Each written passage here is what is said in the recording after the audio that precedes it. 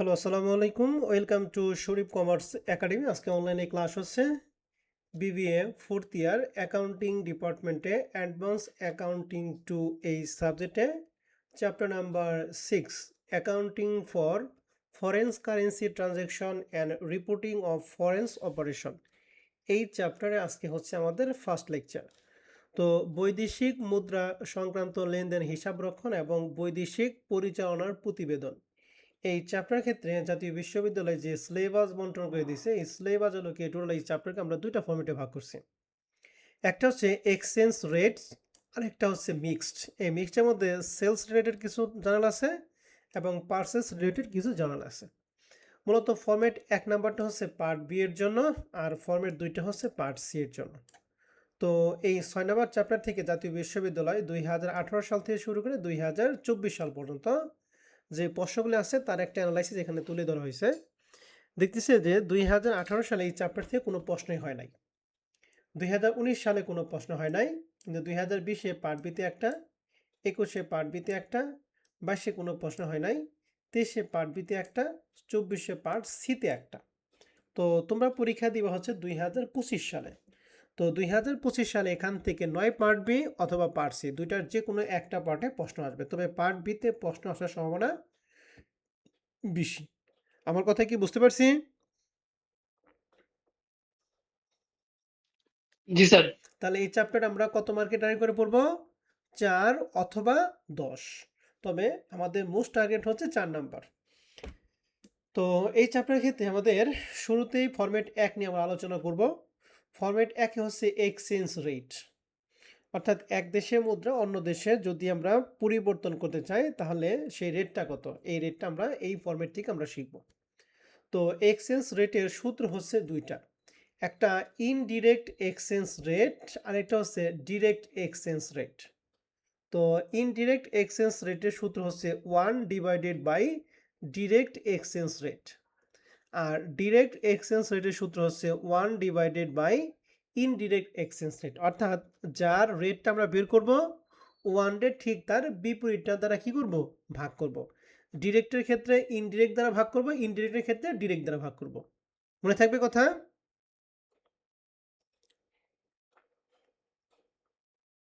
জি sir. ওকে, তাহলে এখানে একজন রেসপন্স করতেছেন, তাহলে একজনকে রেখে বাদ বাকি সবাইকে আমরা বের করে দিই নাকি, যেহেতু সবাই কথা নাই।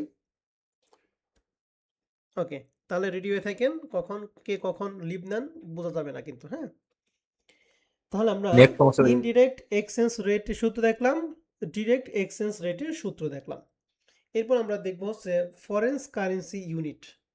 এটা সূত্র হচ্ছে US dollar into indirect exchange rate. মূলত 3 নাম্বার সূত্রটা যেটা লিখছি, এই সূত্রটা সবসময় যে এটাই হবে এমন বাধ্যবাধকতা নাই, সেটা আমার প্রশ্নের মানের উপর ডিপেন্ড করবে। তো 3 নাম্বার প্রশ্নটা সূত্রটা আমরা অপশনাল রাখলাম। মূলত আমরা এখান থেকে দুইটা সূত্র দেখব, একটা ইনডিরেক্ট এক্সচেঞ্জ রেট আর একটা কি ডিরেক্ট এক্সচেঞ্জ রেট। তাহলে ইনডিরেক্ট এক্সচেঞ্জ রেটের সূত্রটা কি পড়লাম আমরা? 1/direct exchange rate. আর ডিরেক্ট এক্সচেঞ্জ রেটের সূত্র কি পড়লাম? 1/indirect exchange rate. ওকে, এখন কোন সূত্র অ্যাপ্লাই করব? আমাদের প্রশ্নে যার মান দেওয়া থাকবে ঠিক তার বিপরীত সূত্র অ্যাপ্লাই করব। অর্থাৎ যদি ডিরেক্টটা দেওয়া থাকে আমরা ইনডিরেক্টের মান বের করব, ইনডিরেক্ট থাকলে আমরা ডিরেক্টের মান বের করব। তোমরা বেসিক কোশ্চেন 1 নাম্বার, যেটা 2020 সালে পার্ট বি এর 7 নাম্বার প্রশ্ন ছিল। তো প্রশ্নটা বলা আছে যে suppose the direct foreign exchange rate is US dollar. তাহলে দিয়ে আছে কি ডিরেক্ট ফরেন এক্সচেঞ্জ রেট, অর্থাৎ ডিরেক্ট এক্সচেঞ্জ রেট দিয়ে আছে 1 ব্রিটিশ পাউন্ড সমান সমান ইউএস এর 1.60 পয়সা। তাহলে বলেন তো দেখি 1 ব্রিটিশ পাউন্ড সমান সমান ইউএসএ যদি 1.60 টাকা হয়, তাহলে কোন দেশের মূল্য বেশি? কোন ইউএস দেশের ডলার। মুদ্রার মান বেশি, ইউএস এর মুদ্রার মান বেশি নাকি ব্রিটিশের মুদ্রার মান বেশি? মনে ইউএস করো এর মূল্য। ব্রিটিশের ব্রিটিশ 1 পাউন্ড। টাকা সমান সমান ইউএস এর 1.60 পয়সা, তাহলে কার মূল্যমান বেশি বলো?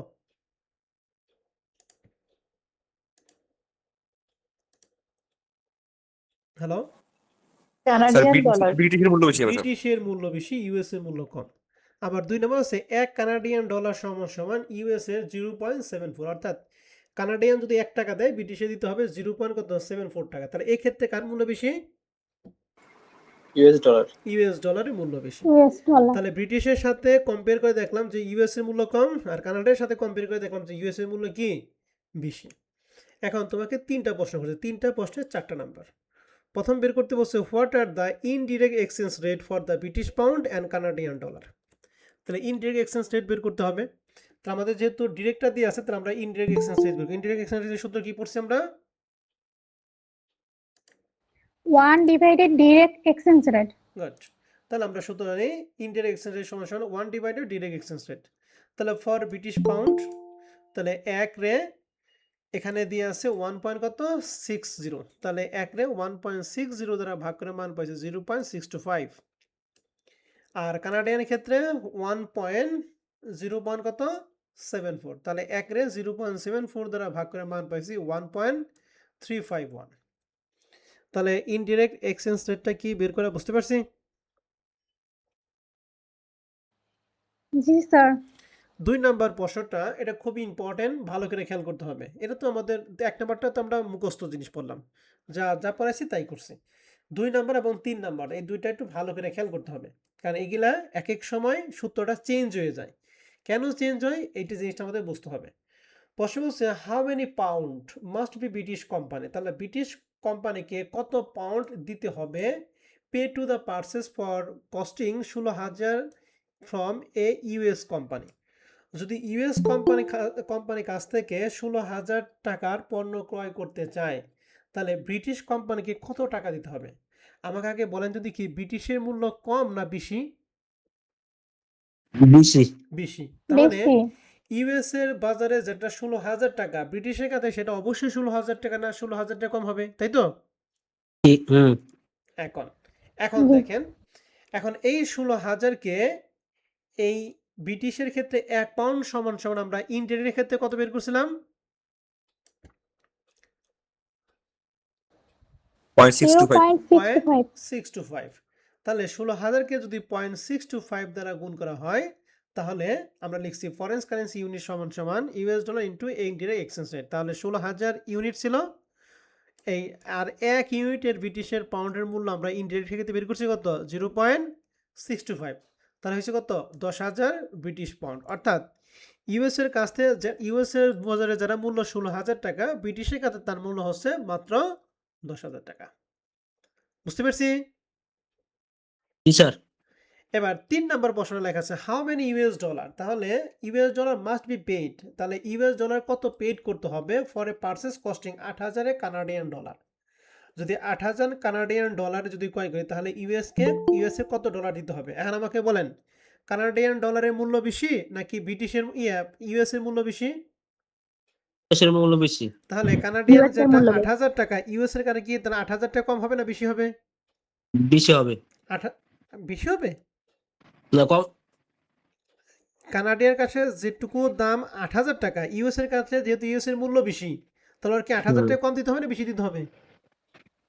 কম বেশি। দিতে হবে। কম দিতে। বেশি কেন ভাই? ও তো বুঝেই নাই যে বেশি বলতেছে। মনে করো আমার 1 টাকা সমান সমান ইউএস এর কয় টাকা? 124 টাকা। ঠিক আছে? এখন আমি 1 টাকার জিনিস যদি কিনি, ইউএস এর বাজারে 1 টাকা জিনিস কিনে আমাকে কত টাকা দিতে হইতেছে? 124 টাকা দেওয়া লাগে। 24 টাকা দেওয়া লাগে। তাহলে কার মূল্য বেশি? আমার মূল্য বেশি না ইউএস এর মূল্য বেশি? ইউএস এর মূল্য। ইউএস এর মূল্য। তাহলে আমাকে ইউএস এর যদি 1 টাকা কিনতেছে, 1 টাকার জিনিস কিনতে তাহলে আমাকে কত টাকা দিতে হবে? 124 টাকা দেওয়া লাগবে। ঠিক এই ক্ষেত্রে কি কানাডিয়ান আবার যদি এরকম উল্টা হয় যে ইউএস যদি আমার কাছ থেকে কিনে তাহলে ইউএসকে 124 টাকার যদি জিনিস আমার কাছ থেকে ক্রয় তাহলে ইউএসএ কি 1 টাকা দেওয়া লাগবে না? জি স্যার। জি স্যার। ঠিক একই রকমভাবে কানাডিয়ান যদি 8,000 ডলার হয়, ইউএস এর কাছে এই 8,000 টাকার মূল্য কি 8,000 টাকার সমানের বেশি নাকি 8,000 টাকা সমানের কম? স্যার কম। কম। তাহলে এখন ইউএস এর ক্ষেত্রে দুইটা রেট আছে, একটা হলো ডিরেক্ট এক্সচেঞ্জ রেট হচ্ছে 0.74 আর একটা ইনডিরেক্ট এক্সচেঞ্জ রেট হচ্ছে 1.351। এখন এই 8,000-কে এই ইনডিরেক্ট দ্বারা গুণ করলে কমবে নাকি এই ডিরেক্ট দ্বারা গুণ করলে কমবে?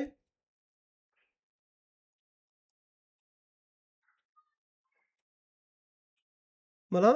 8,000 টাকাকে 1.351 দ্বারা গুণ করলে 8,000 টাকার কত হবে, আর 0.74 দ্বারা গুণ করলে কত হবে? দুইটা গুণ করলে কোনটার ক্ষেত্রে মানটা কমবে? এই 0.74 দ্বারা গুণ করলে মান কমবে নাকি 1.351 দ্বারা গুণ করলে মান কমবে? বলো তো দেখি। 0.74 দ্বারা গুণ করলে মান তার কমবে। মানে কানাডিয়ান ডলার ক্ষেত্রে আমরা ইনডিরেক্ট এক্সচেঞ্জ রেট দ্বারা গুণ করব না, আমরা কি রেট দ্বারা গুণ করব? ডিরেক্ট এক্সচেঞ্জ রেট দ্বারা গুণ করব। Exchange rate. এই জন্য যে 3 নম্বর সূত্র লেখা হয়েছে ইউএস ডলার সমান সমান 8,000 ইন্টু 0.74 সমান সমান 5,900 কত 20 ইউএস ডলার। তার মানে কানাডিয়ান কাছে যার মূল্য 8,000 টাকা, ইউএস এর কাছে তার মূল্য কত 5,920 টাকা। বুঝতে পারছেন কথা? জি স্যার। তাহলে আগে আমাকে অঙ্কটা করার আগে 2 এবং 3 করার আগে আমাকে বাজার বুঝতে হবে যে কার মূল্যটা বেশি আর কার মূল্যটা কম। ঠিক আছে?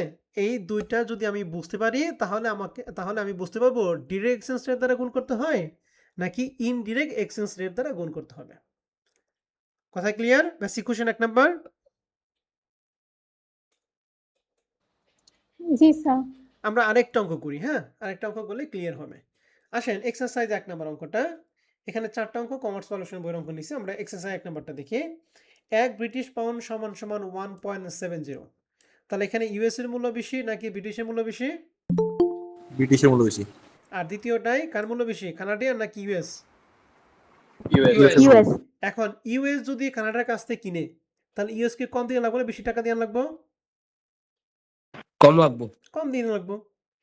আর ইউএস যদি ব্রিটিশের কাছ থেকে কিনে, সরি ব্রিটিশ যদি আবার ইউএস এর কাছ থেকে কিনে তাহলে ব্রিটিশকে ইউএস এর টাকার কম দিয়ে লাগবে বেশি দিয়ে লাগবো? বেশি দেওয়া লাগবে। বেশি। কথা বুঝো নাই মনে হয় আমার কথা, আমি আবার বলতেছি। ব্রিটিশ কোম্পানি যদি ইউএস এর কাছ থেকে ক্রয় করে, মনে করে ইউএস এর যদি 8,000 টাকা মূল্য হয়, কানাডিয়ান কি 8,000 টাকা কম দিবে না বেশি দিবে? কানাডিয়ান ডলারে কম দিব। কম দিবে। কারণ কম দিবে। সরি ব্রিটিশে কম দিবে, কারণ কি ব্রিটিশের মূল্য কি বেশি। বেশি। ব্রিটিশকে তো 8,000 দিয়ে লাও না, কারণ ইউএস এর 8,000 টাকা সমান সমান ব্রিটিশের তো 8,000 টাকা না, ব্রিটিশ আরো কম টাকা সমান সমান। ঠিক আছে? তাহলে এইটা যেটা দিয়ে আছে এই দুটো হলো ডিরেক্ট এক্সচেঞ্জ রেট দিয়ে আছে, আমাদের ইনডিরেক্টটা বের করতে হবে। তাহলে ইনডিরেক্টটা আর কি বের করে দেখাইতে হবে? ব্রিটিশের ক্ষেত্রে 1 এর 1.70 দ্বারা ভাগ করব, মান হবে 0.588। আর দ্বিতীয়টার ক্ষেত্রে 1 এর 0.80 দ্বারা ভাগ করলে মান হবে 1.25। বুঝতে পারছি? জি স্যার। তাহলে এই যে আমরা সলিউশন পিডিএফ সবাই দেখতেছি। জি স্যার। তাহলে এখানে 1.70 দ্বারা ভাগ করলে 0.58 আর এটা এখানে 1.25, এটা গেল। এরপরে 2 এবং 3 নাম্বারটা ভালো করে খেয়াল করতে হবে। বলছে how many pound must be British company. তাহলে ব্রিটিশ কোম্পানি কত টাকা দিতে হবে যদি ইউএস এর কাছ থেকে যদি 4,000 টাকা মূল্য কমে মূল্য মান কি মূল্যে পণ্য কিনে, অ্যান্ড ইউএস এর 4,000 টাকা সমান সমান ব্রিটিশের মূল্য কম না বেশি ইউএস এর থেকে? বলো তো দেখি। কম হবে। কম। কম। যেহেতু কম ব্রিটিশের মুদ্রার মান বেশি, তার মানে ব্রিটিশকে কম টাকা দিতে হবে। তার মানে এই 4,000-কে ব্রিটিশের ক্ষেত্রে দুইটা রেট, একটা হলো ডিরেক্ট এক্সচেঞ্জ রেট হলো 1.70 আর ইনডিরেক্ট পাইছি 0.588। তাহলে 4,000-কে আমি 1.70 দ্বারা গুণ করবো নাকি 0.588 দ্বারা গুণ করবো? 3.588। 0.588। কেন? কারণ এই 4,000 কেটে দ্বারা গুণ করলে মানটা কি কমে যাবে? 4,000 কমে যাবে। আর যদি 4,000-কে 1.7 দ্বারা গুণ করি তাহলে মানটা কি বেড়ে যাবে। বেশি হবে। তাহলে 4,000-কে 0.588 দ্বারা গুণ করলে হবে 2300 কত 53 টাকা। তার মানে ইউএস এর যার মূল্য 4,000 টাকা, ব্রিটিশের কাছে তার মূল্য মাত্র 2300 কত 53 টাকা। বুঝছি? স্যার হ্যাঁ, আমি এটা বুঝিনি কেন 1.70 দিয়ে গুণ করছে, আবার একটু বলেন তো। 1.7 দ্বারা গুণ কারা করছে? আমরা কি 1.7 ও দ্বারা গুণ সরি, করছি? 0.588 দিয়ে কেন করছি? তুমি ক্যালকুলেটর হাতে নাও, 4,000 ইন্টু 1.7 দ্বারা গুণ করো কত হয়? 4,000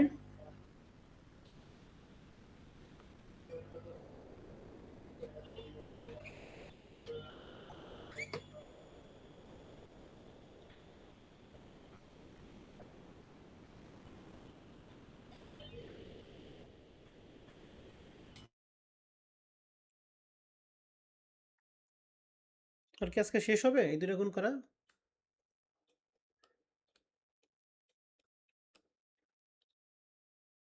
ক্যালকুলেটর 9 এ প্রশ্ন করতে 6,800 টাকা হবে। আর 4,000-কে 0.588 দ্বারা যদি গুণ করি তাহলে কত হবে? 2353 টাকা। তাহলে ডিরেক্ট এক্সচেঞ্জ দ্বারা গুণ করলে হবে 6,800, আর ইনডিরেক্ট দ্বারা গুণ করলে হবে 2353 টাকা। এখন আমাকে দিতে হবে ব্রিটিশ প্রদান করবে। এখন ব্রিটিশের মূল্য কম না বেশি বলো তো দেখি ইউএসএ থেকে? বেশি। বেশি। তাহলে ও কি এই 4,000 টাকার বেশি দিবে না 4,000 টাকা কম দিবে? কম দিবে। তাহলে কম কম দিবে। 2353 টাকা। এর জন্য আমরা 0.588 দ্বারা গুণ করছি। বুঝতে পারছি? হ্যাঁ। আবার 3 নাম্বারটা দেখেন, এখন ইউএস ডলার পরিশোধ করব, মানে এখন ইউএস কোম্পানি পরিশোধ করব কানাডিয়ান ডলার কাছে যদি 3,000 টাকা ক্রয় করে। এখন এই ইউএস এর ক্ষেত্রে দুইটা রেট, একটা কানাডিয়ান ক্ষেত্রে দুইটা, একটা 0.80 আর একটা হচ্ছে আমরা যেটা পাইছি 1.25। তাহলে 3,000-কে গুণ করে দেখেন 3,000 পয়েন্ট হচ্ছে 80 সমান সমান কত হবে? আর 3,000 ইন্টু 0.15 কত হবে? প্রথমটা হবে 2400 টাকা, দ্বিতীয়টা কত হবে? 3,000 ইন্টু 1.25 হবে 3,750। 3750 টাকা। গুড। এখন আসেন, কানাডিয়ান মূল্য যেখানে 3,000 টাকা, ইউএস এর মূল্য কি 3,000 টাকা কম হবে না বেশি হবে? যেহেতু ইউএস এর মূল্য বেশি, কম হবে। কম হবে। কম হবে। এখন কম কোনটাই হয়েছে?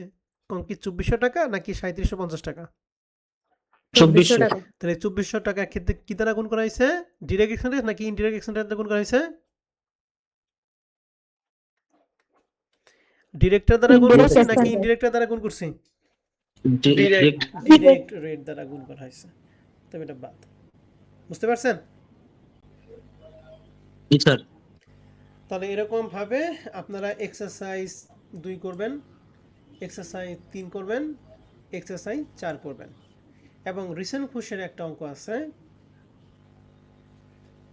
এই যে রিসেন্ট কোশ্চেন 2023 সালে পার্ট বি এর 9 নম্বর প্রশ্নে আসছিল। এক ব্রিটিশ পাউন্ড সমান 1.60, এক কানাডিয়ান সমান 0.74। সেম ভাবে আমাদের 3টা রিকোয়ারমেন্ট করতে পারবো। স্যার তাহলে আমাদের ফরম্যাট 1 শেষ। এখন আমরা চলে যাব ফরম্যাট 2। ফরম্যাট 2 হচ্ছে সেলস রিলেটেড কিছু জার্নাল আছে, পারচেস রিলেটেড কিছু জার্নাল আছে। তো আগে পারচেস রিলেটেড জার্নালগুলো আমরা দেখব। মূলত আমরা যখন এক দেশ থেকে অন্য দেশে যখন ক্রয় করা হয় তখন ক্রয় বা বিক্রয় করার ক্ষেত্রে এলসির মাধ্যমে ক্রয় বা বিক্রি করা হয়। এলসি মানে মানে আমার এবং যে বিক্রি করবে তার মাঝখানে একটা ব্যাংক প্রতিনিধি হিসেবে কাজ করবে। এলসি মানে লেটার অফ ক্রেডিট। তো যখনই আমি পণ্য ক্রয় করব অন্য দেশের কাছ থেকে তখন আমি টাকাটা দিব ব্যাংকে, মাল পাওয়ার পরে ব্যাংক আবার বিক্রেতার কাছে টাকাটা পৌঁছে দিবে, মানে টাকাটা ট্রান্সফার করে দিবে। ঠিক আছে? মানে আমার মানে ক্রেতা এবং বিক্রেতার মাঝখানে থাকবে কি? ব্যাংক। ব্যাংক হলো মধ্যস্থকারী প্রতিষ্ঠান। এখন তার মানে এক দেশ থেকে অন্য দেশে পণ্য ক্রয় করতে নগদ কিন্তু টাকা সরাসরি দেওয়া হয় না, মানে আগেই টাকা দেওয়া হয় না, দিয়ে কাকে? ব্যাংকে, ব্যাংক আবার টাকাটা ট্রান্সফার করে দেয়।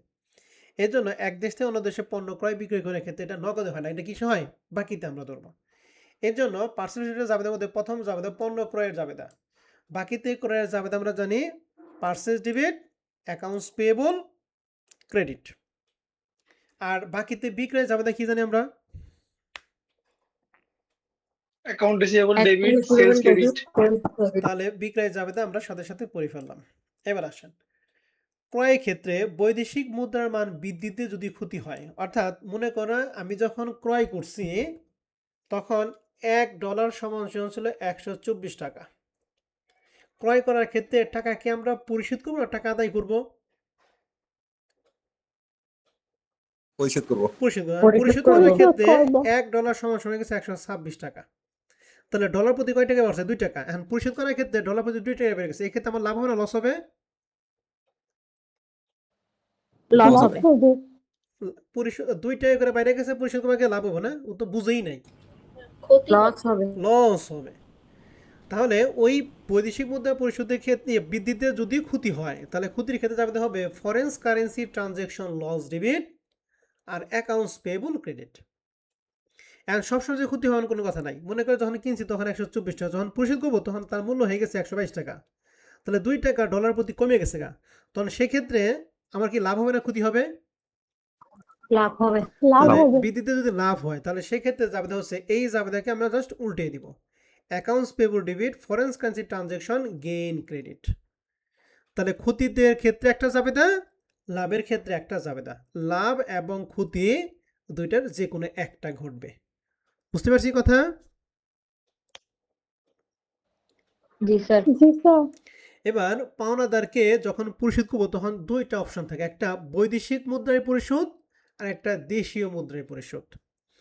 দেশীয় মুদ্রায় মানে কি, যে দেশে থেকে কিনবো ওই দেশে মুদ্রায় পরিশোধ করব। আর বৈদেশিক মুদ্রায় মানে কি, যে দেশে মূল্য আমরা কিনবো আমরা বৈদেশিক মুদ্রায়, মনে করো আমি ইন্ডিয়ান কাছে যদি ক্রয় করি, ইন্ডিয়ান রুপিতে পরিশোধ না করে আমি ইউএস ডলারে পরিশোধ করব। ঠিক আছে? আবার কানাডিয়ান যদি কাজ করি তাহলে কানাডিয়ান ডলারের পরিবর্তে আমরা ইউএস ডলারে পরিশোধ করব। এক্ষেত্রে বৈদেশিক মুদ্রায় একটা পরিশোধ আর একটা দেশীয় মুদ্রায় পরিশোধ। মনে রাখবেন যখন দেশীয় মুদ্রায় পরিশোধ করা হয় তখন এক্ষেত্রে দেশীয় মুদ্রায় যখন পরিশোধ করা হয় তখন যাবে হচ্ছে accounts payable debit cash credit. আর যদি বৈদেশিক মুদ্রায় পরিশোধ করা হয় তাহলে যাবে হচ্ছে accounts payable debit foreign currency unit credit. তাহলে পার্সেসের ক্ষেত্রে টোটাল কয়টা যাবে বললাম? দুইটা। পাঁচটা যাবে পড়ছে। তাহলে একটা একটা যাবে আমাকে বলেন। পণ্য ক্রয়ে যাবে কি?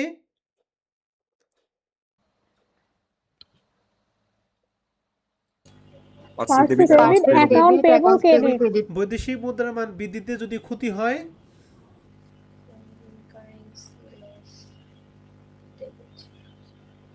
Foreign currency transaction loss debit account payable credit. আর লাভ হলে account payable debit foreign currency transaction credit. Gain credit. বৈদেশিক মুদ্রায় পরিশোধ করলে যাবে কি? Account payable debit foreign currency unit credit. আর দেশীয় মুদ্রায় পরিশোধ করলে account payable debit cash credit. Okay, এটা হলো পারচেস রিলেটেড যাবে গেল। এবার আমরা চলে যাব সেলস রিলেটেড। তাহলে বাকিতে বিক্রয় যাবে তো আমরা আগে থেকে বললাম account receivable debit sales credit. এখন বৈদেশিক মুদ্রা বৃদ্ধিতে যদি ক্ষতি হয়, ক্ষতিটা কীভাবে দেখেন, আমি যখন বিক্রি করছি তখন $1 ছিল 124 টাকা, অ্যান্ড বিক্রি করার ক্ষেত্রে টাকা কি পরিশোধ করবো, টাকা আদায় করবো? আদায় করব। তাহলে আদায় করার ক্ষেত্রে $1 দাম হয়ে গেছে 126 টাকা, তাহলে 2 টাকা ডলার প্রতি দাম বাইরে গেছে গা। এখন আমি যখন টাকা আনবো তখন ডলার প্রতি 2 টাকা বেড়ে গেছে, তখন এই ক্ষেত্রে আমার লাভ হবে না লস হবে?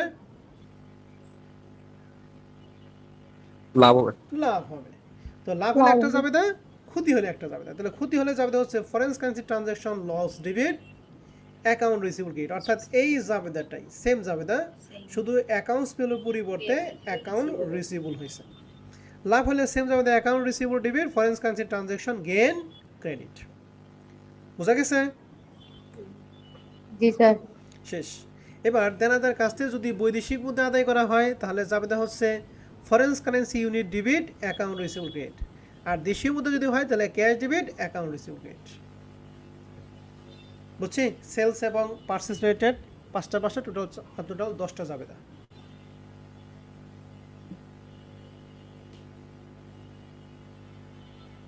দেখেন এই 10টা জাবেদার মধ্যে কারো কোনো সমস্যা আছে কিনা?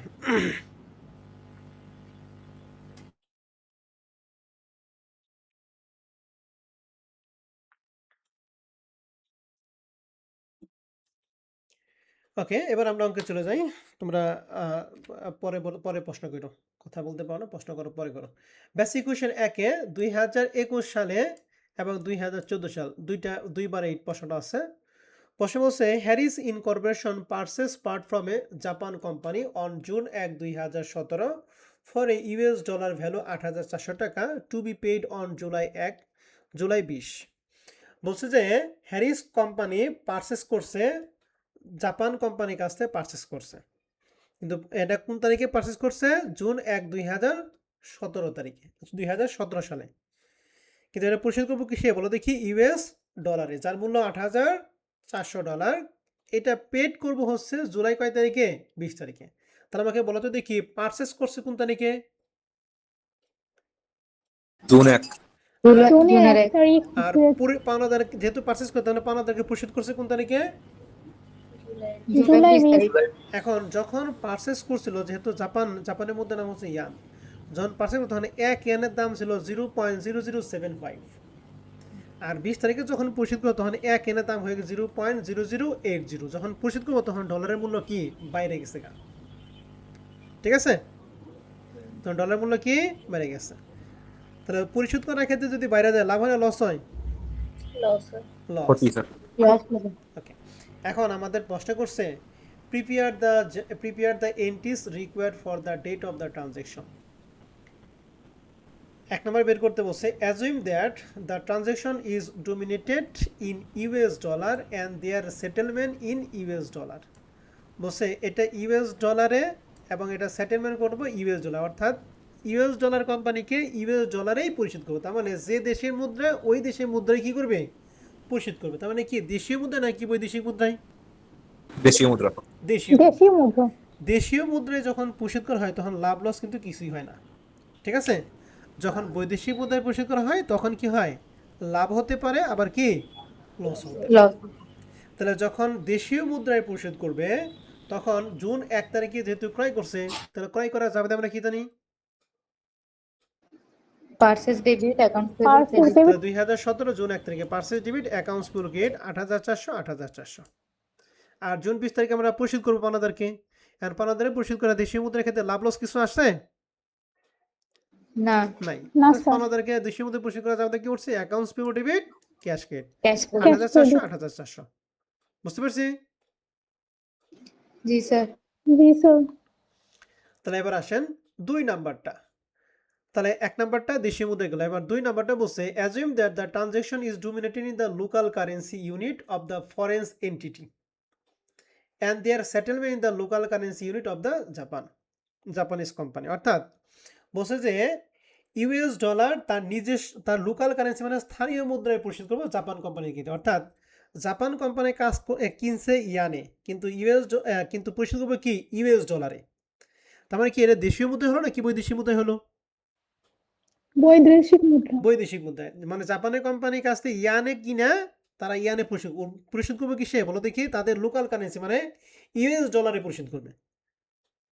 তাহলে এই ক্ষেত্রে কি দেশীয় মুদ্রা হলো নাকি বৈদেশিক মুদ্রা হলো? বৈদেশিক মুদ্রা তাহলে বৈদেশিক মুদ্রায় বৈদেশিক যখনই মুদ্রা। ক্রয় বিক্রয় করবে তখন লাভ হতে পারে আবার কি লস হতে পারে। লস ক্ষতি হতে পারে। তাহলে এখন জুন 1 তারিখে যেহেতু ক্রয় করছে, ক্রয় করার যাবে আমরা কি জানি,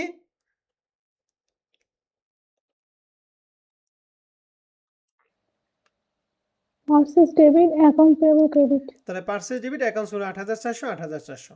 এখন জুন 20 তারিখে যখন পরিশোধ করবে তখন গিয়ে 0.880 টাকাটা হয়ে গেছে 0.0075 এর টাকাটা হয়ে গেছে 0.0080 হয়ে গেছে।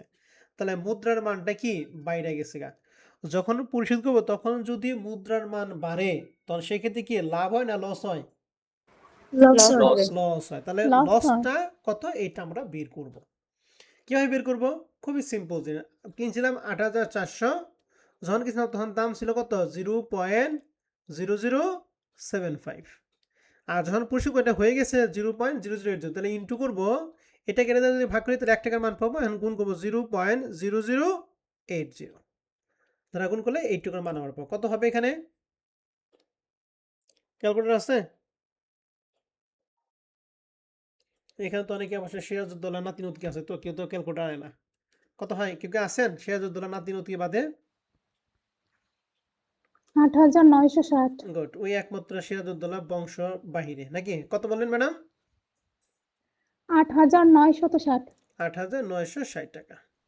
তার মানে যখন কিনছিলাম তখন মুদ্রার মান ছিল 8,400 টাকা, যখন পরিশোধ করবো তখন এটা হয়ে গেছে 8,960 টাকা। তাহলে কত টাকা বাড়ছে বলো দেখি? 560 টাকা না? জি স্যার। তাহলে এই 560 টাকা মানটা কি বেড়ে গেছে। তার মানে এই 560 টাকা আমাদের কি হয়েছে? লস হয়েছে। লস হইছে। তাহলে লস হইলে আমরা যাতে দেই foreign currency transaction loss debit accounts payable credit 560 টাকা 560 টাকা। বোঝা গেছে? জি স্যার। তাহলে এটা লসে যাবে দিলাম। এখন বৈদেশিক মুদ্রায় পরিশোধ করলে আমরা যাবে জানি accounts payable debit foreign currency unit credit কত টাকা পরিশোধ করব? 8,960। 8,960। তাহলে রিকোয়ারমেন্ট 1 এবং রিকোয়ারমেন্ট 2 দুইটা কি আমরা বুঝতে পারছি কিনা? জি স্যার বুঝছি। কার কোনো প্রশ্ন আছে?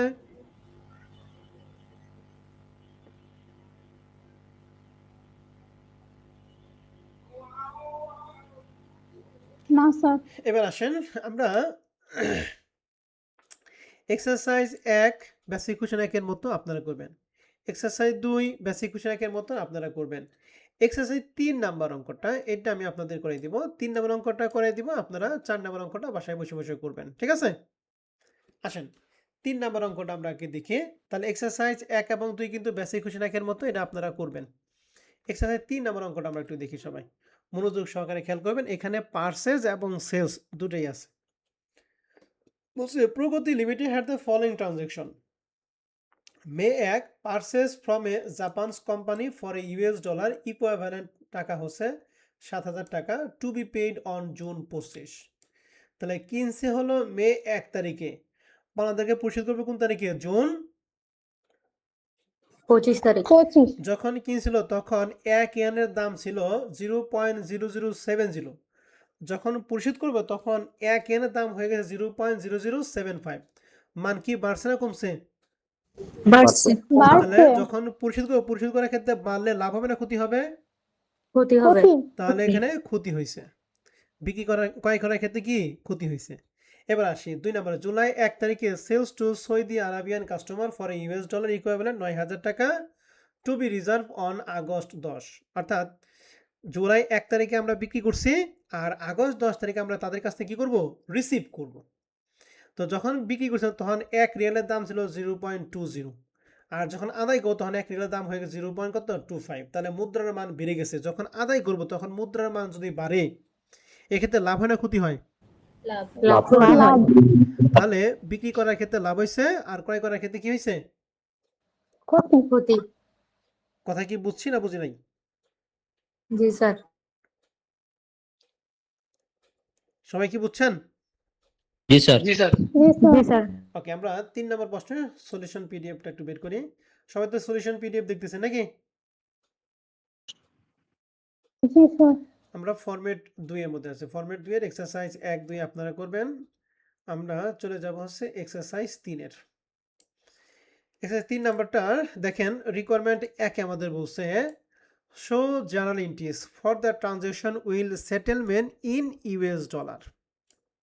মানে 1 নাম্বারে বলছে যে US ডলারে তারা কি করবে? সেটেলমেন্ট করবে। জাপানি কোম্পানির কাছ থেকে কিনছিল, তাদের US ডলার ইকুইভ্যালেন্ট ছিল 7,000 টাকা।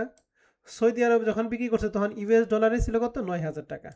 তাহলে আমাদের এই 7,000 9,000 এগুলো ছিল US ডলারে, পরিশোধ করব ওই US ডলারেই। তাহলে দেশীয় মুদ্রা না বৈদেশিক মুদ্রায়? দেশীয় মুদ্রায়। দেশীয় মুদ্রা। আর 2 নম্বর বলছে show necessary general entries with applicable কি লোকাল কারেন্সি। তার মানে প্রথমটার ক্ষেত্রে এই US ডলার ছিল 7,000, যেটা পরিশোধ করবে কি? জাপানি মুদ্রায়। আবার দ্বিতীয়টার ক্ষেত্রে US ডলার ছিল 9,000, যেটা পরিশোধ করবে আরাবিয়ান মানে কি? রিয়ালে পরিশোধ করবে। তাহলে দ্বিতীয়টাই লোকাল কারেন্সিতে। তার মানে US ডলারের টাকা পরিশোধ করবে প্রথমটার ক্ষেত্রে জাপানি ইয়ানে, আর দ্বিতীয়টার ক্ষেত্রে US ডলারের টাকা আদায় করব সৌদি আরবে কি? রিয়ালে। তাহলে রিকোয়ারমেন্ট 2তে বৈদেশিক মুদ্রা হলো নাকি দেশীয় মুদ্রা হলো? বৈদেশিক মুদ্রা। বৈদেশিক মুদ্রা। আর 1 নম্বরে কি হলো? দেশীয় মুদ্রায়। তো আমরা জানি দেশীয় মুদ্রা যখন ক্রয় বিক্রয় হয় তখন লাভ লস কিছুই হয় না। ঠিক আছে? তাহলে 1 নাম্বারটা জাবেদা করি। তাহলে প্রথমটার ক্ষেত্রে ক্রয় করছিল, ক্রয় করার ক্ষেত্রে জাবেদা কি? Purchase debit, accounts payable credit. আর যখন Accounts পরিশোধ payable করবে credit। তখন জাবেদা কি? অ্যাকাউন্টস পেয়েবল ডেবিট আর ক্যাশ ক্যাশ ক্রেডিট। ক্রেডিট। উভয় ক্ষেত্রে Cash টাকাটা credit। কত? এই 7,000 টাকা, যেহেতু লাভ লস কিছুই নাই। তাহলে জাবেদা দেওয়া হয়েছে purchase debit, accounts payable credit, accounts payable debit, cash credit, উভয় ক্ষেত্রে 7,000 7,000। তাহলে মে 1 এবং জুন 25 তারিখ শেষ। জুলাই 1 তারিখে এবার মানে মে 1 এবং জুন 25 তারিখ, এবং জুলাই 1 তারিখে যখন বিক্রি করছি তখন আমরা জানি বাকিতে বিক্রি করা যাবে দেখি account receivable debit, sales credit. আর দেনাদার কাছে আদায় করা যাবে দেখি দেশীয় মুদ্রায়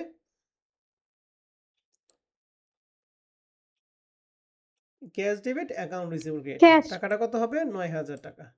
তো তাহলে আমরা টাকা দিছি account receivable debit, sales credit, cash debit, account receivable credit ৯,০০০ টাকা ৯,০০০ টাকা। রিকোয়ারমেন্ট ১ নাম্বারটা কি বোঝা গেছে?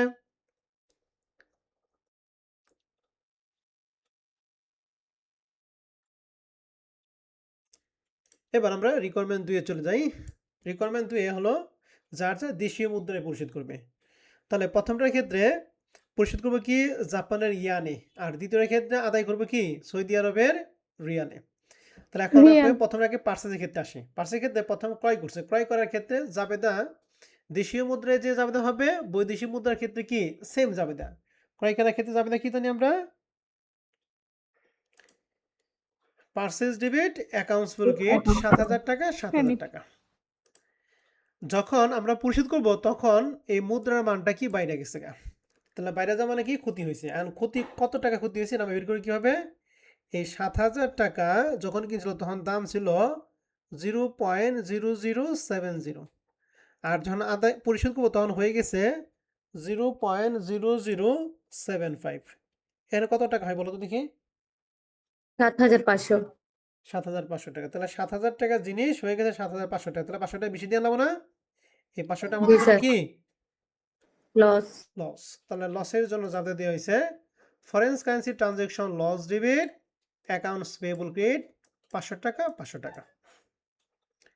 এবার আমরা পরিশোধ করব। বৈদেশিক মুদ্রায় পরিশোধ করা যাবে হচ্ছে accounts payable debit, foreign currency unit credit 7,৫০০ 7,৫০০। পার্সেসের ক্ষেত্রে 3টা যাবে দিয়েছি, বৈদেশিক মুদ্রার ক্ষেত্রে কারো কোনো সমস্যা আছে?